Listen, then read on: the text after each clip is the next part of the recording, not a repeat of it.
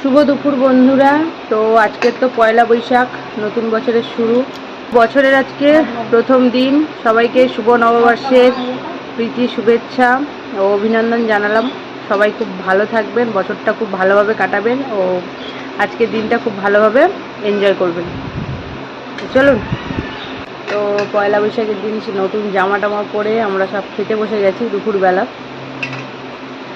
তো কী কী রান্নাবান্না হয়েছে পয়লা বৈশাখের দিন বাড়িতে, তো সেটা আপনাদের দেখাবো। আর এটা পয়লা বৈশাখের প্রত্যেকটা বাঙালির কাছে একটা মানে কী বলবো, এটা নতুন একটা দিন, নতুন একটা বছরের প্রথম দিন। সেদিন প্রত্যেকের বাড়িতে তো কিছু না কিছু স্পেশাল রান্না থাকে। তো আমাদের সেরকম স্পেশাল বলা যায় না, এখন সবটাই দিনই স্পেশাল হয়ে গেছে।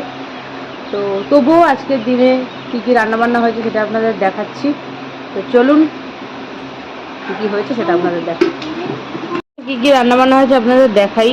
তো আজকের হয়েছে এখানে শুক্তো, মানে যে বড়ি, সজনে ডাঁটা, উচ্ছে, বেগুন টেগুন দিয়ে, বরবটি, আলু যেগুলো দেখতে পাচ্ছি আর কি, এইসব দিয়ে শুক্তো রান্না হয়েছে। মা রান্না করেছে আজকে।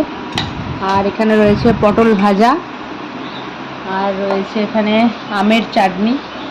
এটা তো একদম গরমের সময় বলতে পারেন প্রায় প্রতিদিনই চলছে। আর এখানে রয়েছে মুরগির মাংস, আর এখানে রয়েছে খাসির মাংস।